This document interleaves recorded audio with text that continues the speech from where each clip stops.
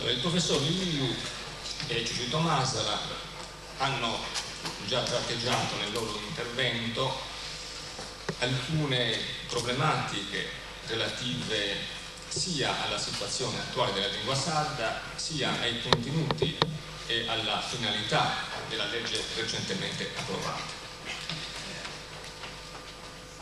Le mie osservazioni vogliono avere un carattere generale e rispondere ad una domanda.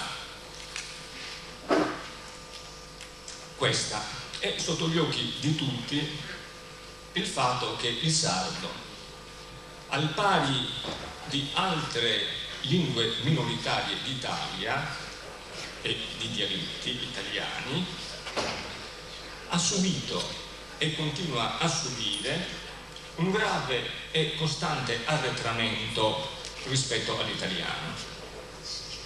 Il processo si è sviluppato secondo linee ben conosciute. Mentre l'italiano è impiegato nei domini funzionali il cui uso conferisce dignità e prestigio a una lingua, il sardo è ristretto ad alcuni domini come quello familiare, gli amici, il discorso su argomenti più o meno banali, il lavoro.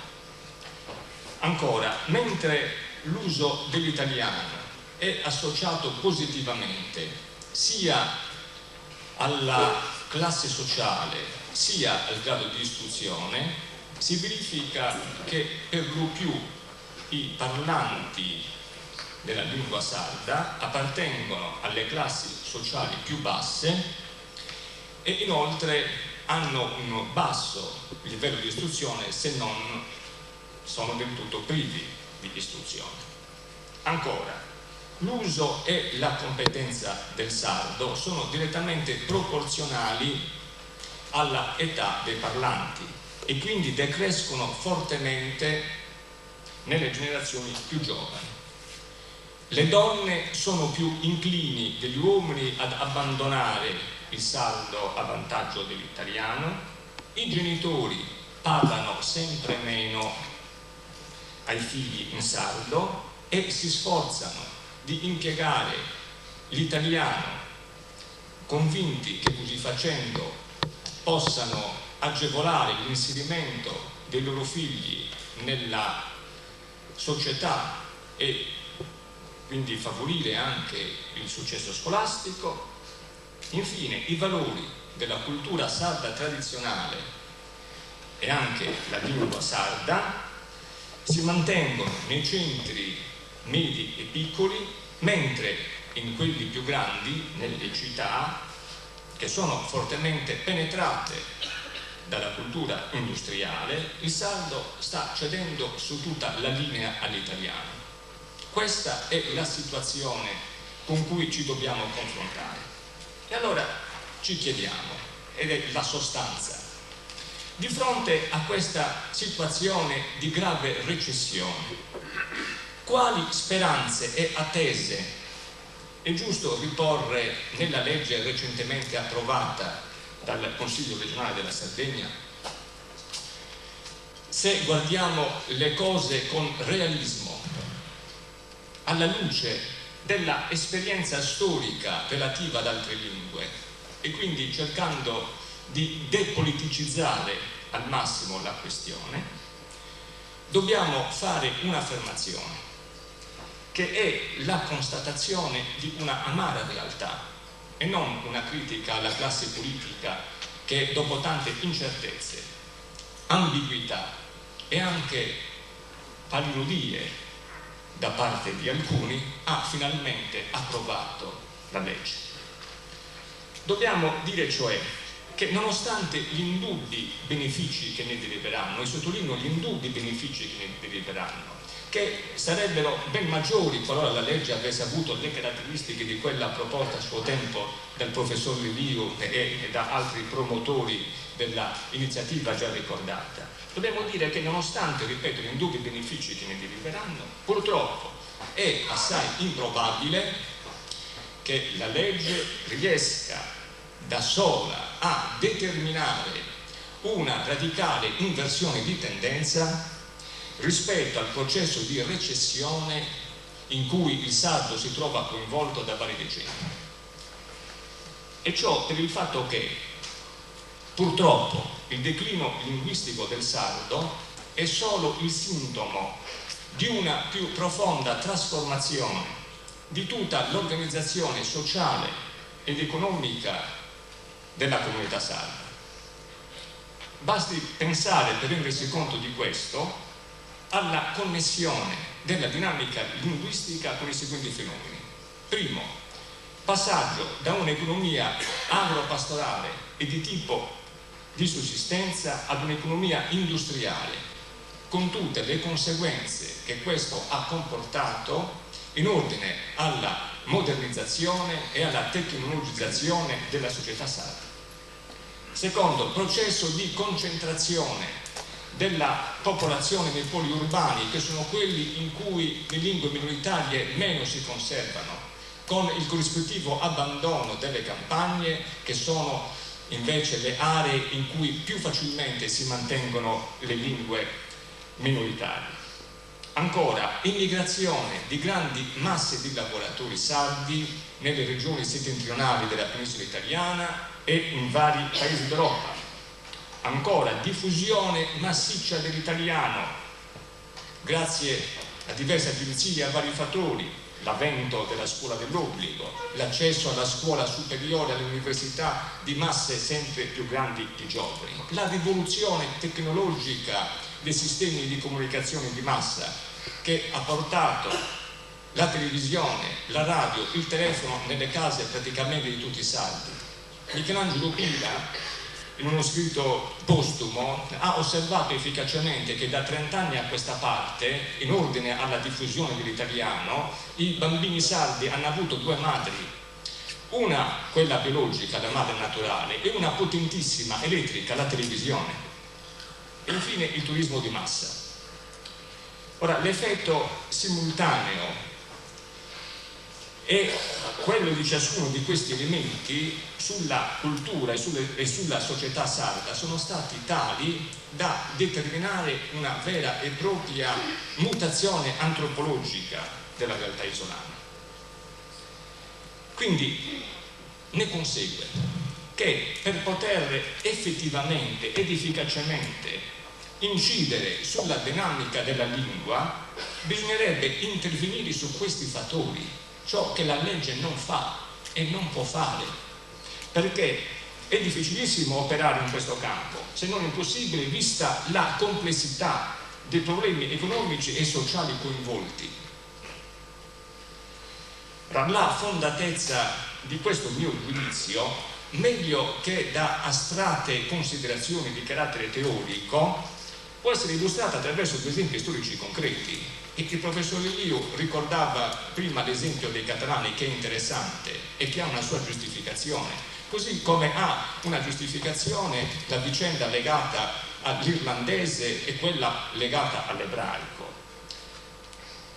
La vicenda dell'irlandese è un caso in cui i tentativi di rivitalizzare una lingua sono stati coronati da scarso successo. Quelli dell'ebraico invece rappresentano il caso in cui gli sforzi per riportare in essere una lingua ormai morta sono stati coronati da successo. Semplificando al massimo le cose, tutti sappiamo che l'Irlanda fu sotto la dominazione inglese e che l'irlandese, lingua celtica del gruppo gaelico, inizialmente parlata da tutti, fu poi emarginata e ridotta a un breve, a una piccola area della parte occidentale dell'Irlanda chiamata Gaeltacht. La popolazione irlandese passò alla lingua di maggior prestigio, la lingua del dominatore l'inglese. Bene, nel 1921, quando l'Irlanda acquisì la indipendenza dalla corona britannica, i parlanti irlandesi erano soltanto 300.000, mentre nel XVII secolo erano 3 milioni. Il nuovo Stato intraprese una serie di misure poderose con dei costi economici altissimi a favore della lingua, delle leggi incisive, molto più incisive di quelle che sono state richieste in Sardegna 20 anni fa e di quella che è stata approvata. Innanzitutto il gaelico venne dichiarato prima lingua ufficiale. Per incarico del governo un gruppo di esperti studiò tutte le possibili iniziative per riportare all'uso comune una lingua che oramai pochi riuscivano a parlare correttamente. Furono preparati insegnanti di gaelico, il gaelico fu ammodernato con la formazione di vocabolari tecnici, furono stimolate iniziative culturali idonee alla diffusione della lingua e quindi nel campo della musica popolare, del teatro, del folklore, dell'editoria, sono voci che si trovano anche nella nostra legge. Il gaelico fu insegnato in tutte le scuole, non spunti di gaelico, elementi di gaelico, considerazioni linguistiche sul gaelico, no, il gaelico fu insegnato in tutte le scuole. La toponomastica diventò bilingue, come si prevede nella nostra legge. Bilingui furono tutti gli atti ufficiali dell'amministrazione. È stato scritto giustamente che mai una lingua al mondo ebbe tanti provvedimenti intesi a conservarla come il gaelico. Eppure il declino continuò ancora, anche se più lentamente. Secondo il censimento del 1981, nel Gaeltacht, cioè nella parte occidentale dell'Irlanda, dove l'irlandese, il gaelico, si usa come lingua della comunicazione, lingua usuale, lingua di ogni giorno, e dove lingua nativa, cioè i bambini imparano a parlare usando il gaelico, ci sono soltanto 58.000 parlanti gaelico che hanno dichiarato di saper parlare il gaelico. Ciò perché?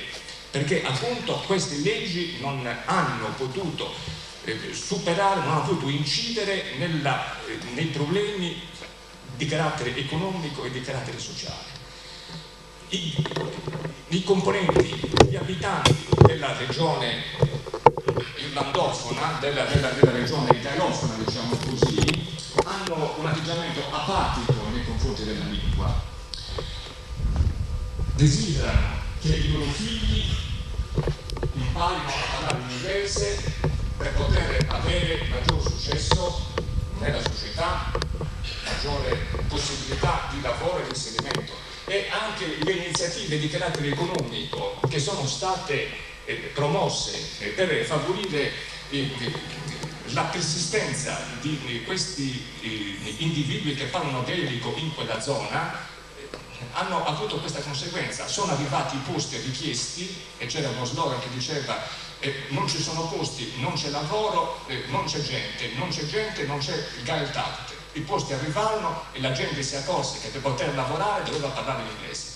Quindi tutti i provvedimenti di carattere legislativo che sono stati presi con dispiegamento di forze e di risorse economiche ben più ampie di quelle previste dalla legge sul sardo, purtroppo non hanno avuto i risultati sperati, perché ripeto, non si incideva sui fenomeni strutturali di carattere economico e di carattere sociale, cosa che invece è successo per l'ebraico, lingua morta, la lingua della Bibbia, del regno di Davide e di Salomone, che aveva soltanto circolazione negli ambienti religiosi.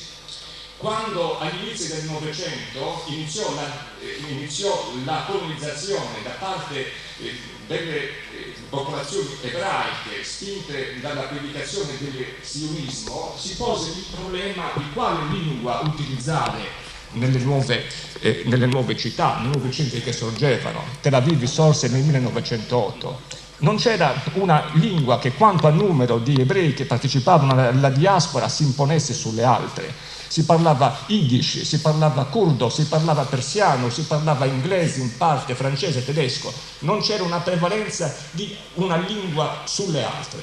E allora la soluzione migliore, la soluzione meno costosa, quella che avrebbe creato minori contrasti, era adottare l'ebraico, lingua morta, cioè lingua non più parlata, soltanto scritta in testi di carattere religioso, della quale però i maschi avevano una certa conoscenza, perché la tradizione di educazione giudaica prevedeva che appunto i maschi, ma non le donne seguissero delle scuole di ebraico. Allora, questa lingua fu utilizzata avendo un processo di nativizzazione, cioè grazie ai maestri di scuola sorsero delle nuove generazioni che parlavano l'ebraico, e l'ebraico, è stato detto, è non lingua materna ma lingua paterna, perché furono i ragazzi che lo prendevano a scuola e insegnavano alle madri che, non avendo frequentato le scuole di ebraico, non lo conoscevano. Quindi vedete che è successa una cosa eccezionale, cioè è ritornata in essere una lingua morta. Ma ciò perché? Perché esistevano le condizioni sociali ed economiche. Non basta una legge per agire sui meccanismi della dinamica linguistica.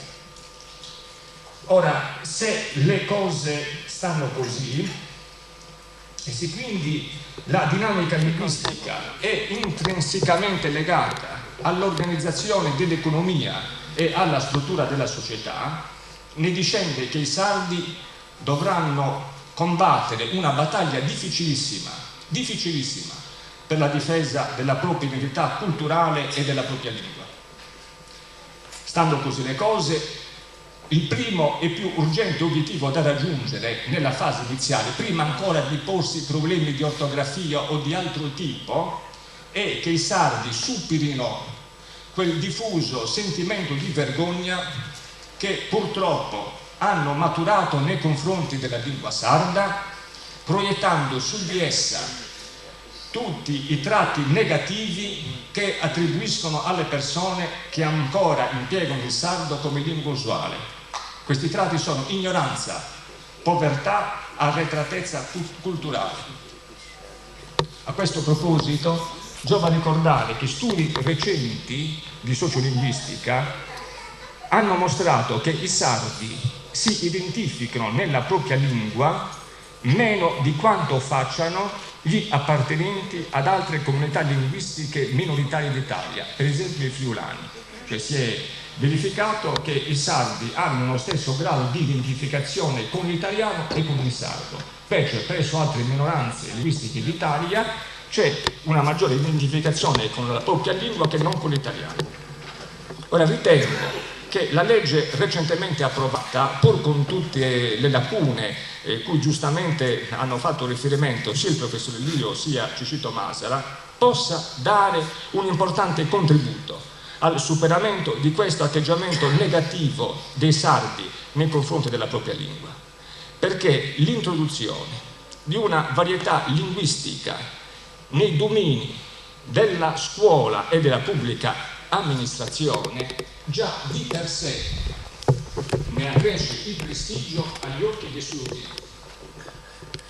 La scuola e poi l'università potranno fare molto per trasmettere alle nuove generazioni il senso della dignità culturale della lingua sarda, che manca largamente, ponendo in evidenza dal punto di vista storico quale straordinaria ricchezza di elementi essa racchiude.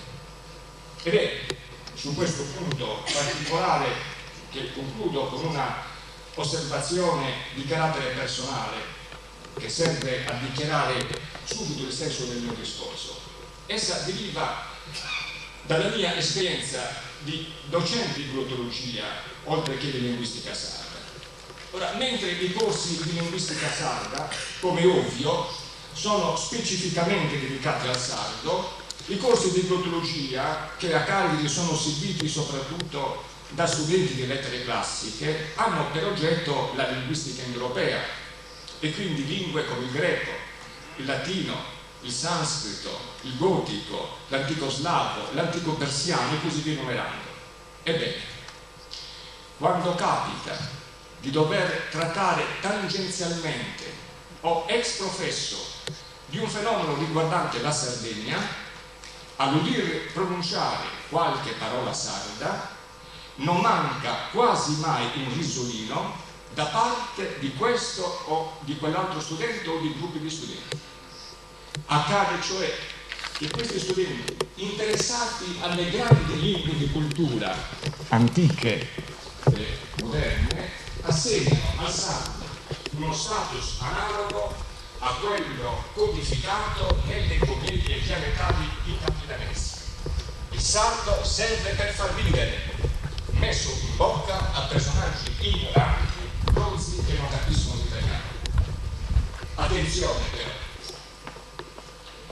quando inizio a spiegare le vicende fascinose di quelle parole che grondano di storia e dell'apporto delle lingue più disparate, quel risolino si tramuta ben presto in sorpresa e in atteggiamento di grande interesse.